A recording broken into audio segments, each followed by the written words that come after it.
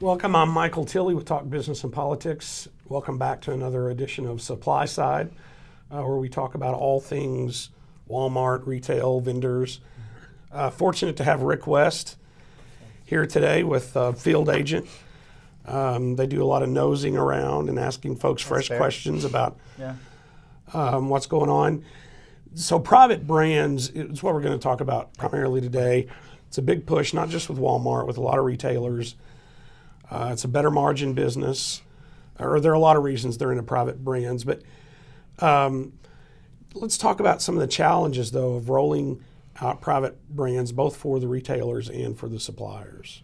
You know, part of it becomes, as you look at the research that we're doing, is that how do you really even determine at times between a private brand and a national brand, right? If you look at the Amazons of the world, the Aldis and the Lidls, I mean, they have really good brands in the store, and so it's even almost becoming confusing there. But what's important for the manufacturers, even the retailers, is that you still need the anchor. I mean, someone has to start a category, someone has to spend the R&D and the research into that, and you have those hero brands that are kind of driving things for a period of time. But then comes the private label guy that says, hey, look at the ingredients, look at how things are playing out. You know, I can play too. 10, 15 years ago, maybe not so much, but today, there's probably very few categories in a store that you don't have a hero, a great branded 2 or 3 brands, and then you've got some private label nipping at their heels. So let's talk about heroes. Here's my hero. All right. Smucker's Strawberry Jam, and that was one of your tests recently. Right. And I'm not kidding, this is my, as go-to. Somebody here said earlier, it's my go-to jam. Right. And so I'm not sure I'm ever going to care what the other ingredients are in the private labels. This is my brand. Mm-hmm. How does a retailer get me off of that and try a private label?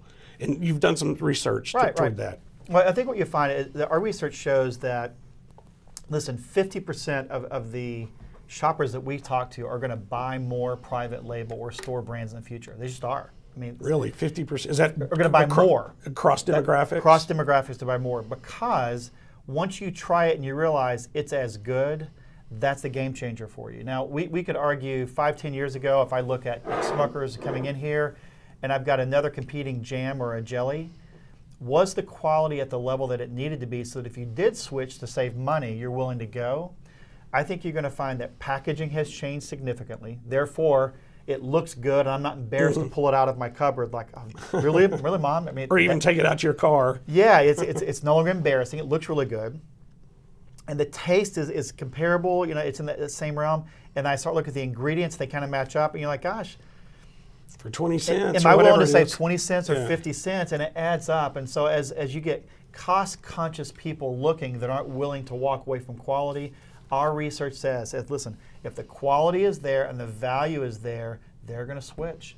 They're going to make that move. But it doesn't mean that this special thing for you in your life, right. You know, your wife's going to say, you just keep on, Michael. Keep driving down that. It's okay. So what demographic, though, is it that you're seeing more willingness to shift to try the private label? Or is it an age demographic, or is it an income demographic? You know, or mix? It's not fair to us to always say millennial, because that's the buzzword we're all right. Yeah. But if you look at classic income type of demographics, it makes intuitive sense, right? That I'm trying to save pennies, therefore I would buy a private label to go do that. But as you look at millennials and others that are shopping, they're saying, gosh, I'm on Amazon and I'm on Alexa, and I say, hey Alexa, here's what I'm going to buy. And if Alexa offers me an Amazon branded battery or an Amazon branded this, it's totally okay, because it's intuitive to them to say, well, this person recommended this and I trust Amazon. Or they say, listen, I love shopping at Whole Foods. They go to Whole Foods, and if it's a Whole Foods is saying this is what I should buy, they're totally going to trust it. And then people like us are saying, yeah, but I grew up with Jif. Right. Yeah. I grew up with Smucker's, and it's just what I want. So there's a romance to it, but demographics do begin to ebb and flow a bit. So what do I'm a supplier? I'm the guy at Smucker's or the lady at Smucker's. What do I do to protect my brand, to protect my market share, as these private label folks become more sophisticated? Rick's opinion, it's just good old-fashioned marketing. Listen, give me a reason, give me a story behind why that's important. If you look at the Unilevers and the P&Gs, even Apple, the stories of what they're their companies are investing in and how they're helping the earth and climate change and how they're helping women. Those stories, I mean, that's why I buy that brand, because that brand means something to me. If you get into a commodity conversation, I think you've lost, because the value proposition is better at times for private label, and the packaging and the ingredients are up to par. It's really, really hard to compete. So you have to have a reason for being. And I think you're seeing a lot of the major suppliers doing just that. You're not just buying Smuckers for the taste. So it's feel good. Well, you're buying it not only for feel good, but it's something for me personally, but it's also helping the environment, or it's something for me personally, it's helping someone else. I think that's really important, especially if I'm coming in at a premium and I expect people to pay that. So, and we've talked about the demographics. Is how much of this is being driven by consumers? I know retailers are wanting to push private label because it's a better margin, but what's being driven by consumers, and maybe in what categories? I think, surprise, surprise, if you were sitting across the table from a Kroger buyer, Walmart buyer, and they're saying, well, the reason I put in private label is because people actually buy it. I mean, okay. The proof's in the pudding, right? Maybe people actually buy it. And again, we can look at certain categories, but even within health and beauty as an example, are you going to buy a branded form of pain relief, or are you going to go generic? 10, well, I'll go generic. Ago, I'll go generic. But not on your Smuckers. But what's interesting, you're willing to put something in your body, okay? And you look at the ingredients. And so I think retailers and private label, especially the retail brands, have done a great job educating people to say ingredients matter. Read the back, understand the ingredients, and if you trust us, why wouldn't you go do that? And I think you're going to see that time and time again. So if I'm a person selling into this, you got to understand, as long as I can continue to deliver great looking packaging at a great value, ingredients are similar, why wouldn't I win more than my fair share of those cost conscious people, or people that really understand the difference? In addition to that feel good marketing, are you seeing the name brands pulling back on their pricing or adjusting their pricing to preserve market share? I think the right terminology is that you're killing me on the penny margin. I mean, okay. they're losing pennies. I mean, they're not slashing, but it's no longer okay to have a gap of X. It needs to be a little bit tighter. And those manufacturers spend a ton of money in research for people like us. They spend a lot of money in gathering, specific pieces of data to understand where's that tipping point, where's that price variance, and it's no longer a big, huge swing, right? So it's getting tighter. Now, what's more difficult is someone trying to play in the middle. Really, really difficult. Hey, the big brands are going to win, the private labels, they're squeezing the people in the middle and saying, why do you exist? Which is a topic for another conversation. Right. But being in the middle, just like playing tennis, is a very dangerous place to be, right? You're going to get very in the back of the head. You're getting squeezed by both sides. So that's an interesting point. And this may not be a fair question, but there has to be, because Walmart is pushing a lot of private label through their own research. What's that kind of love-hate dynamic between Walmart and some of its suppliers? What's some of the inside baseball you hear and see on that? I'm going to give you inside baseball. Okay. Walmart's in the business of having healthy suppliers, period. End of story. Healthy suppliers. And I have no data at all on Smuckers. This is just an example. Okay. But Walmart, in most cases, would come to Smuckers and say, I need an alternative to Smuckers in a private label. Would you, the expert in jam, would you be willing to be my private label manufacturer? So before I go to anybody else, you get first right of refusal kind of thing. Why would I add another 10,000 suppliers when I've got a great supplier here? And you'll find that brands take two different approaches. I've got friends that are working for company A that have said, best business decision we've ever made. We're now the private label manufacturer. That's a volume thing. Our lines keep running, great productivity. I've got other friends over here that simply say, we're at capacity. We're not going to get in that business. They've lost some share because of it. So Walmart's not in the business to push suppliers around. They'd love to have, the other guys get bigger. Normally when you see a new item coming in, that's kind of a private label player, that's where you're going to see new suppliers coming in. But virtually every supplier that's a major brand has an opportunity to play. Okay, last question. Are there any sacred cows out there? Any products that just will never be private labeled, or is everything up for grabs? Here's the word picture for you. So do you travel much? Well, not as much now that my girls aren't in volleyball leagues and all Okay, of that. so imagine your girls going on a trip, and they're all sitting around, and they've got really cool Beats headphones on, right? It's the coolest looking you've ever seen. And then someone over here has ABC Equate one on. No. So there are still... So technology may be the... Well, I think outward facing is like walking into this, right? But outward brands mean something. All right. A Patagonia means something. And so you've seen recently where Walmart's launched some apparel brands. Right. And their brands are private label, but they want those brands to be aesthetically pleasing because they don't want you to be embarrassed wearing something. And so I think outwardly facing things are going to continue to be difficult to jump on the generic name because people want to feel proud, and there's a piece to wearing that. And that's why I use the headphones as an example. You're not going to put something generic because all the other kids say, really? That's what you're doing? So I think you're going to see that. Peer pressure. Commodities, it's a done deal. Private labels there. Outside of commodities, forward-facing items, I think there's real opportunity for folks to kind of protect turf. Well, thanks, Rick, for your time. If we just had a little peanut butter, we could have us a sandwich. Oh, listen, now. Jif. All right. Jif and Smuckers, it's good. Thanks. Appreciate it. Thank you, Michael. Arkansas Electric Cooperative Corporation provides electric energy across 2/3 of Arkansas. This is an exciting time in our energy history, with incredible progress being made in renewable energy and storage technologies. As our energy portfolio continues to diversify, we'll maintain an all-the-above strategy to provide reliable and affordable electricity. Ever since the first light bulbs were placed in our members' homes, the electric cooperatives have been the solutions provider for our members, and we want to continue that well into the future. Each day, the promise of our nation begins again. Arkansas and America, moving forward. I help make that promise a reality. It's not for everyone, but people everywhere depend on us. Oh, I love you too, sweetie. Trucking delivers, or everything stops. And that's what drives me. I did. Welcome back to the Supply Side Edition. I'm Michael Tilley. We just talked recently with Rick West with Field Agent about private brands. We brought Kim Souza in, who's helped us report on this for how long we've been reporting on private brands now? 5-6 years. Yes. But lately the dial has been turned up, I think, on private brands. And let's talk about that. What's in it for Walmart? Why are they turning it up? What's the market potential? Okay. First of all, Walmart's been in the private brands business for about 3 decades. It's about a $62 billion business for Walmart right now.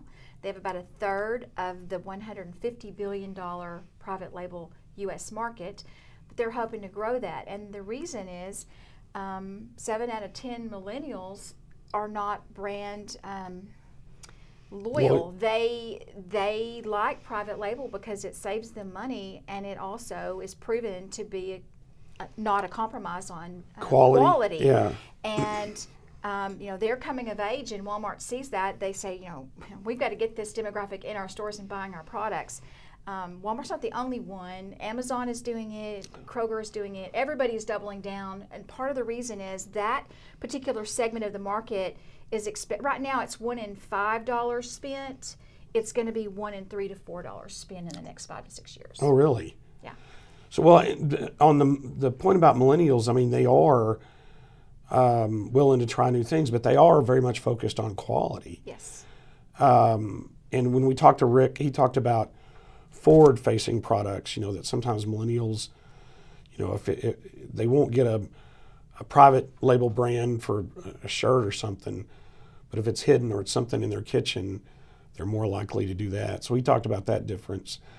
But what is Walmart doing in terms of the quality? We've seen, the push, different brands. What are they doing in terms of quality with their brands? Okay, they last year during their shareholder week, they put the media through what they do for quality. They use several quality control managers. One in Bentonville. They put their products, each one, through a very rigid evaluation on quality. Walmart has upped the quality of their private brands. That's been a focus of Greg Foran, and he has said we're going to do that, and he's even told suppliers we're going to have private brands, and what that means for you is, we're going to be beside you. You better have your game on because we're beside you, and we're filling in every place you're not. Walmart's serious about this, and they've got the R&D money and the wherewithal to do it, and they've got the supplier relationships around the globe to compete. But I was going to ask about that. Walmart's not just doing it all in-house. They go to their suppliers, Sure, right? they have private label suppliers, And there's opportunities for suppliers to do private label.